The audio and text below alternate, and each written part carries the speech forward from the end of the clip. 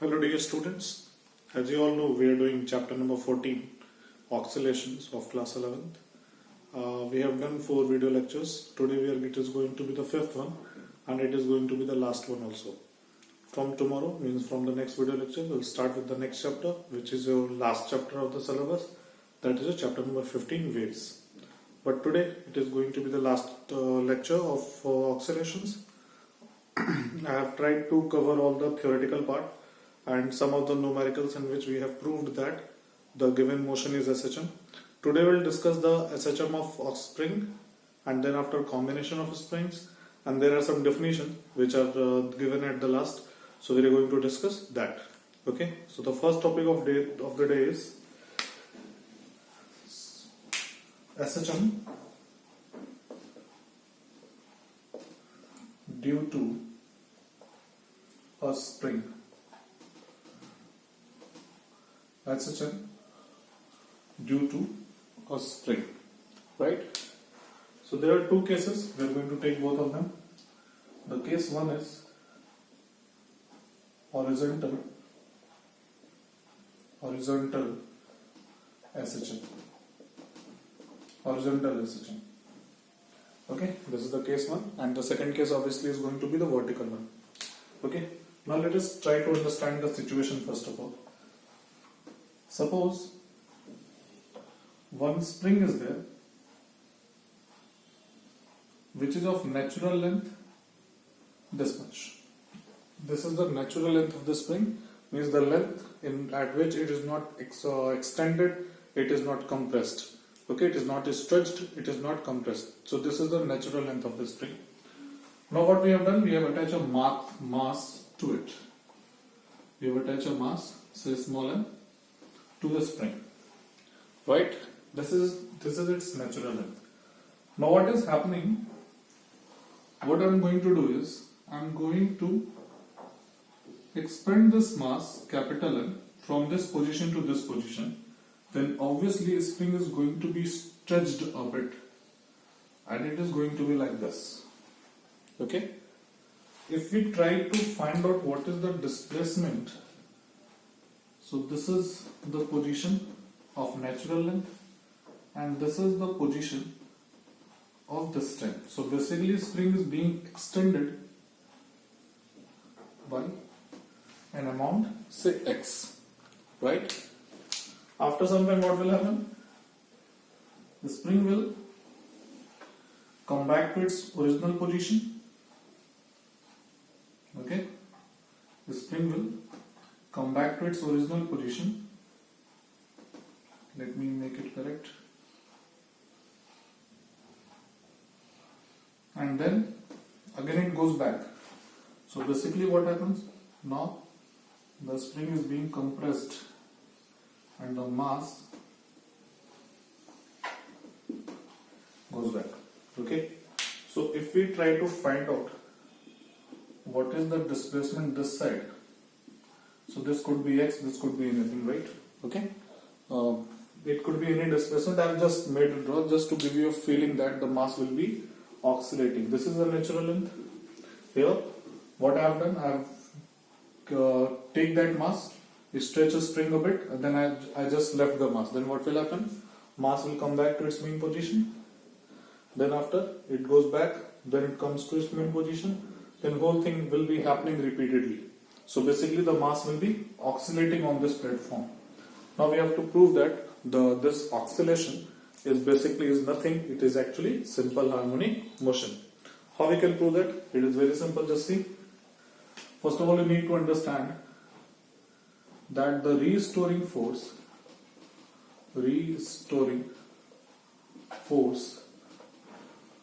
due to a spring is given by F is proportional to minus x, where x is the extension of the spring. X is equal to what? Extension or compression of spring. So if we remove that proportionality sign, we get F is equal to minus k into x, where k is called spring constant. Okay, it depends upon the material cross-section length of the spring. Now this F can be written as mass into acceleration, which is equal to minus kx. So A can be written as minus k upon n into x, or A is equal to what? Minus omega square x, or A is proportional to what?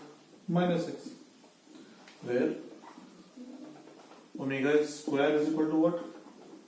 K upon m. Now the acceleration acting on the particle is proportional to the minus sign of the displacement. Now we can say that the acceleration the particle is executing, the body is executing simple harmonic motion. Moreover, its time period will be given by, time period is equal to 2 pi by omega. Just put the value of omega here. We are going to have m upon k. So this is the time period due to a mass which is attached due to a spring on a mass which is attached to the spring, and mass is being extended in the left. Okay, so here this mid position, this position is called its mean position. Here that displacement is 0. Here that displacement is 0. Now mass is stretched toward that side, then it comes back, it goes this side, then again it goes that side. It will oscillate, and its oscillate. Then its time period is given by this. Its acceleration on the particle acting is proportional to the negative sign of the displacement, which simply indicates that the mass is executing SHM. Okay, so this is with the mass is attached in a horizontal plane. Mass is allowed to move on a horizontal plane. Remember that I have not discussed about the friction. If friction will be there, then what will happen? The spring which have potential energy due to stretch, due to extension or compression, its potential energy will be used to overcome the resistance also. Some of the potential energy will be converted into kinetic energy, that we have done already, conversion of energies, but potential energy will be is used to overcome the friction. So what happens? The oscillation of the mass starts, the amplitude starts decreasing, and then after some time it stops. Okay, if friction would have been present there, then this is an ideal case where friction is not there. Okay, so this is the case when the mass is allowed to move on a horizontal plane. Let us take the second case where mass is allowed to move on a vertical plane. Now let us do the case second. In the case second, the spring is in vertical plane. Spring is in vertical plane, or you can say we are doing vertical SHM. Okay, vertical SHM. Okay, now just try to understand first of all the situation. Suppose this is a spring. The mass of the spring, we consider that the spring is massless. The spring has no mass. Okay, so when it is hanged from a rigid support, the spring is not extended due to its own mass. We suppose that the spring is very light, it is almost massless. So this is the natural length of the spring. Now what happens if we attach a mass to it? Then due to this mass, the spring will be stretched by a displacement because of mass of this one. Its mass is mg, and the spring, the restoring force of the spring is acting towards upward. The force will be given by k into, suppose if this is y naught, so it is y naught. Okay, the restoring force of the acting will be upward, and the mass rate will be downward, and obviously the force of spring, that is ky naught, ky naught is equal to what? Mg, and from here if the value of y naught is going to be considered, then what we are going to have? Mg upon k. Now one confusion may arise that force of a spring is written always negative. Why I have not assumed that? Just see, I have made in the diagram. restoring force is upward, y is downward. So just to calculate the value of y, I am using this equation. If I have to consider the direction, I would have written ky naught plus in bracket minus mg, or mg plus in bracket minus ky naught is equal to 0. The equation would have been like that, like this: mg plus minus ky naught is equal to 0. So ky naught is transferred to that side, we'll get the same thing. Okay, the value of y naught is going to be mg upon k. Now what happens? We just take this mass, stretch the spring a bit, and then we left. So now the situation will be like,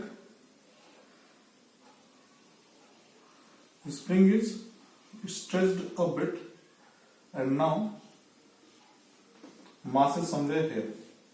Okay, mass is somewhere here.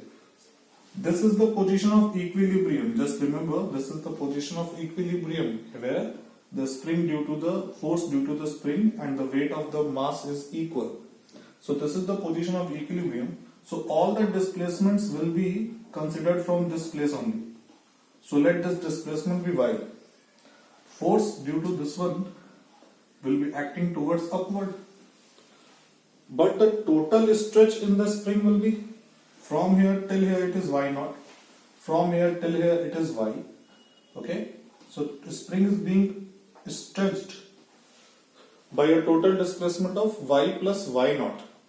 So the restoring force acting on the mass will be, in this case, restoring force acting on the mass will be F is equal to minus K y plus y naught. Okay, minus K y plus y naught, because the spring is being stretched from here till here. It is a different story that this is the position of equilibrium. Y will be counted from here only, but the spring is being stretched by a total displacement of y naught plus y. So force will be acting like this. Now the value of F can be written as mass into acceleration, and it can be written as K. Y will be written like this, but y naught can be written as mg upon K. Right?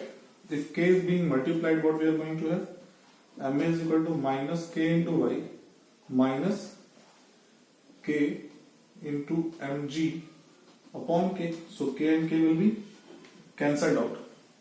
Okay? And now we are going to have Ma is equal to minus Ky minus mg. Minus Ky minus mg.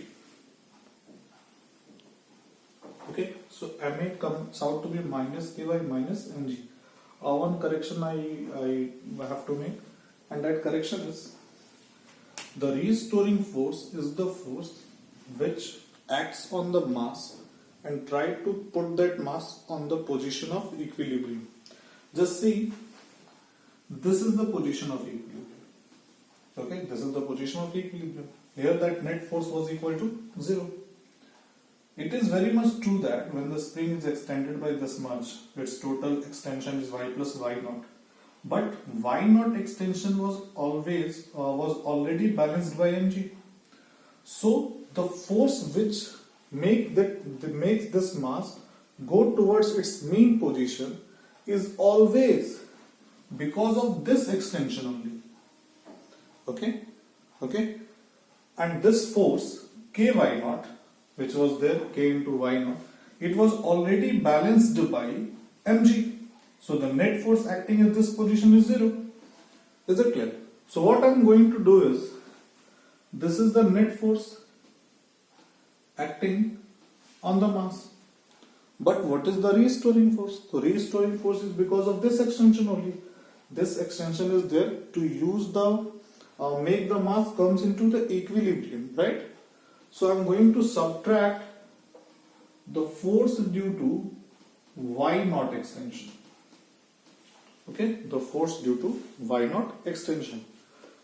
Now, if this minus minus will become plus, we are going to have ky naught. We are going to have ky naught, and in place of ky naught we can write mg, so it is going to be plus mg. Mg and mg will be cancelled out, and what we are going to have? We are going to have ma is equal to minus k into y, or a is equal to minus k upon m into y, or a is proportional to a is equal to minus omega square into y, or a is proportional to what? Minus 1. So from here we can say that the body is executing SHM. Here again the value of omega is what? K by m. Omega square is k by m. So time period is going to be what? T is equal to 2 pi by omega. So we will put the value, we are going to get the same value, m by k. Okay? Let me make it clear once again. Why I have subtracted this much? Because the restoring force will act because of this displacement only. Since I have already made that mistake, I should have written F is equal to minus ky only. But since I have written plus ky naught, just to compensate that mistake, I have subtracted it. Okay? Restoring force is the force which acts on the body to make the body come back to its position of equilibrium. Here the position of equilibrium is this. And from equilibrium the body is extended, the spring is being extended by y. So basically the force will be F is equal to minus ky only. Y plus y naught. Obviously the total force is acting on that one, but total force is not required. We need to put only restoring force. And what I have done the mistake? I have written the total force. Is it clear? What we need to write? Restoring force. Is it clear? So this is all about springs oscillations. Okay. Now let us move to the combination of springs. Combination of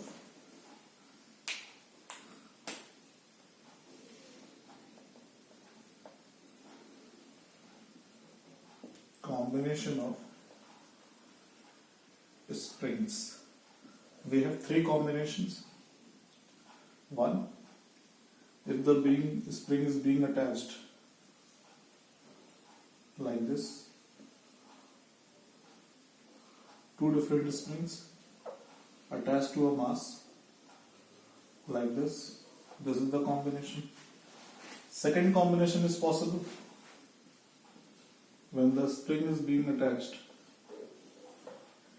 One spring is like this, another spring is like this, and mass is being attached to it. Okay? And the third combination is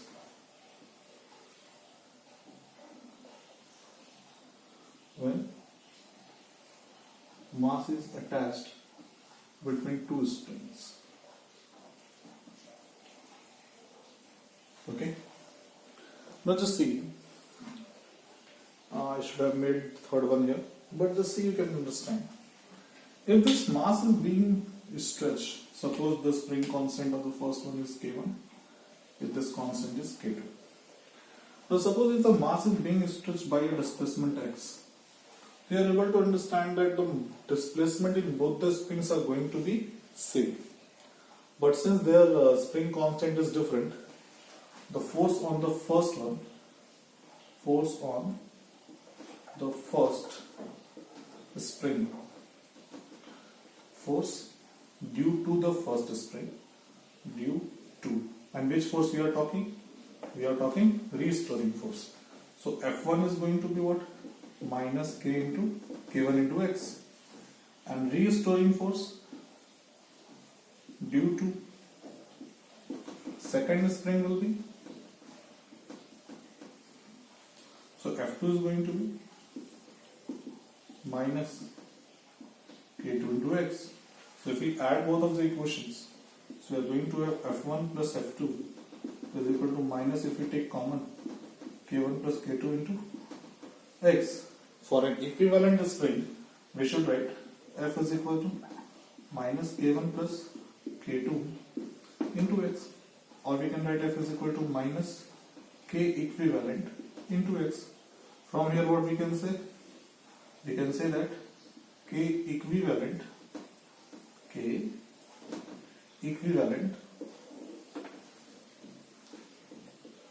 K equivalent is equal to what? K1 plus K2. So this is, you can say, the formula for the first one. K equivalent is equal to K1 plus K2. Same goes with the third one also. Why I am saying this? The first one and the third one, they are same. Why it is so? Because just see, if this mass is stretched x by this side, so x is the compression in the first spring and x is the extension in the first spring. Okay, so basically the amount by which one spring compresses the other spring extended by the same amount, so displacement will remain same. So basically the same case will be happening here also. So here also that K equivalent is equal to what? K1 plus K2. Okay, the third case is also K is equal to K1 plus K2. Now just come to the second case. Let's come to the second case. In this case, if M is stretches by a distance amount x, so suppose this spring stretches by an amount x1 and this spring stretches by an amount x2. But since they are in series and there is no mass in the spring, okay, then all the springs will have same force. The value of force remains same. So for the first spring,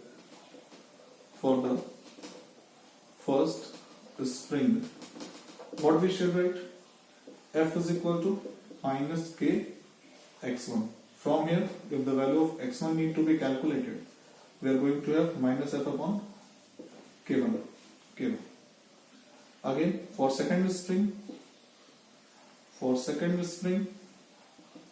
what we are going to have? F is equal to minus K2 x2. From here, the value of x2 comes out to be minus F upon K2. Okay. Now the total extension is x. This spring is still extended by it's K1, it is K2. By x1, this is K2 by x2. So we have x is equal to what? x1 plus x2. So value of x1 is minus F upon K1. Value of x2 is minus F upon K2. For x, this is the equivalent, you can say, stretch extension. So we should write total F upon K equivalent. So F will be cancelled from outside. What we are going to have? 1 upon K equivalent, and that should be with minus sign. So 1 upon K equivalent is equal to what? 1 upon K1 plus 1 upon K2. Or we should write K is equal to K1, K2 upon K1 plus K2. This is the combination which is called, this one is called parallel combination, and this one is also a different form of parallel combination also. So in series combination we should write K equivalent is equal to K1, K2 upon K1 plus K2. In parallel combination, K equivalent is equal to K1 plus K2. In parallel combination, K is equal to K equivalent is equal to K1 plus K2. So this is how the springs are being combined.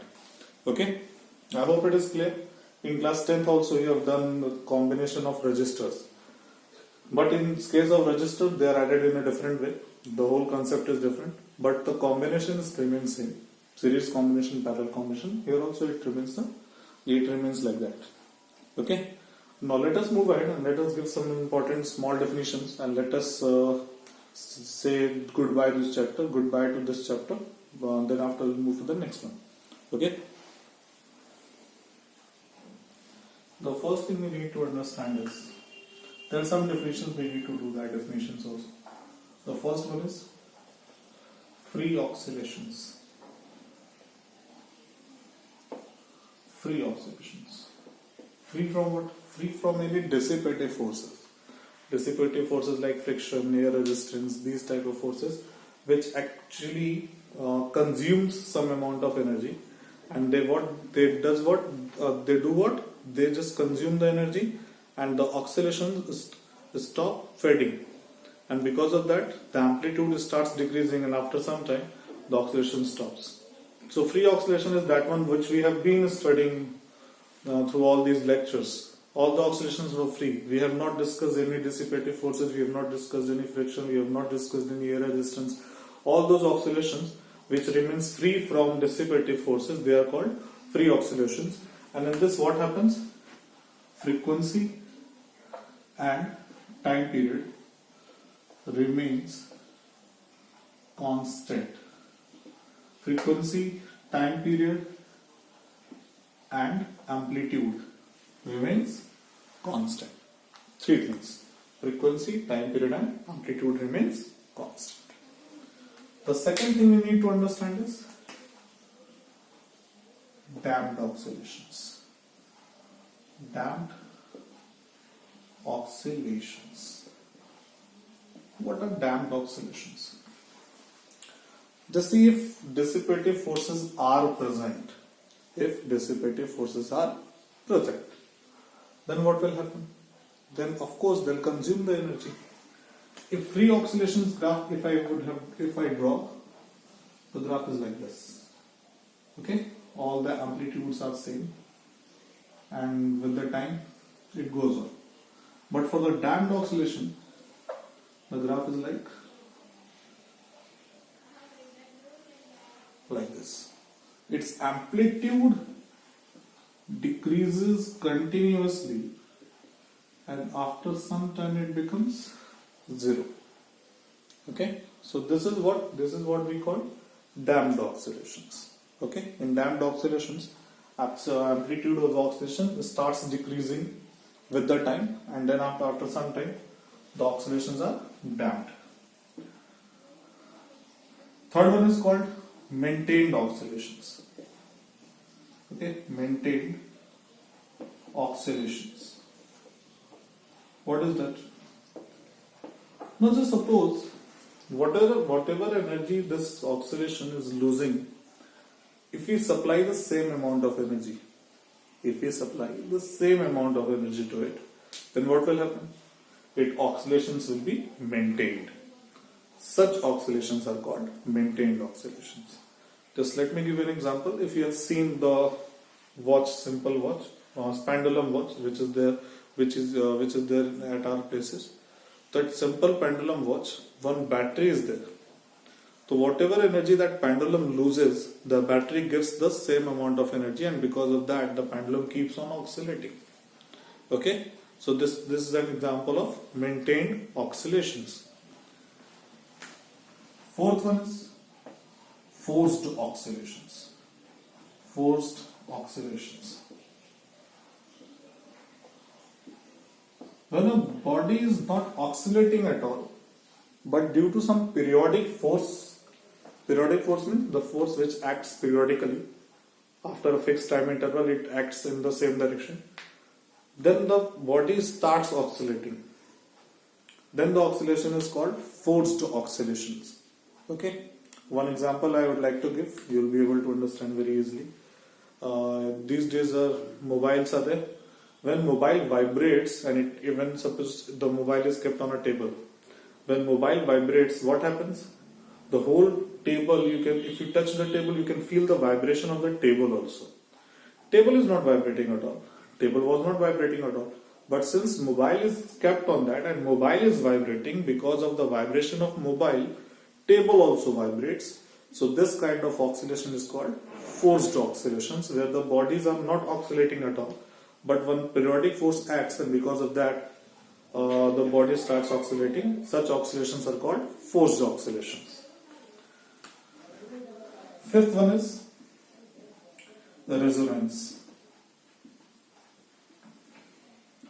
Resonance. What is resonance now? Okay. Just see, suppose when a body is oscillating, and an external periodic force also acts on the body. And the frequency of that force is equal to frequency of the oscillation of the body. Okay, frequency of that force is equal to frequency of oscillation of the body. Then what happens? The body starts oscillating with a larger amplitude. Such incident is called resonance. Okay. Let me give an example so that you can understand. You must have gone in the park. In the park, you and your friends, swing is there. Okay, swing is there. You decided to just enjoy this swing. So what do? You just sit on the swing. Ask your friend to just push you. You start oscillating. On the swing like this. Now your friend, which is there, what he decides to push you every time when you go nearby him. Every time he decides to push you, what will happen? You can imagine. Every time he just pushes you, then what will happen? Every time you go by the larger amplitude. And if he keeps on pushing, then after some time, you will not be on the swing, you will be on the ground somewhere. Okay? So this periodic force he was acting, the period of that force, the frequency of that force was equal to the frequency of your oscillating swing. And because of that, amplitudes keeps on increasing, and because of that, resonance, because of that, after some time you will fall. So this is called resonance, when the external periodic force frequency is equal to the frequency of the oscillating body, and the body starts oscillating with a larger amplitude, then its motion is called, then this phenomena is called resonance. Okay, so I think this is all for the day. Okay, and this is all for this chapter also. I think just I'm giving you the time. Just try to solve the NCERT questions. If you are not able to solve, let me know. We'll do the chapters. We'll do the numericals in one video lecture, and then after I'll start the waves right from tomorrow, right from the next video lecture. Right now, till now, just watch the lectures, all the 5 lectures. Do not watch 4th or 5th or 3rd lecture directly. Just start from the 1. It will take time, but just start from the 1. And then go 1, 2, 3, 4, 5. Because if you are directly watching the 5th one, you are not able to understand anything. Okay? So just give it a shot to the NCERT numericals. I'll be able to do. If you're not able to do, let me know. We'll do the questions. From the next video lecture, I'll start the last chapter, that is chapter number 15, which is waves. Okay? This is all for the day. Thank you.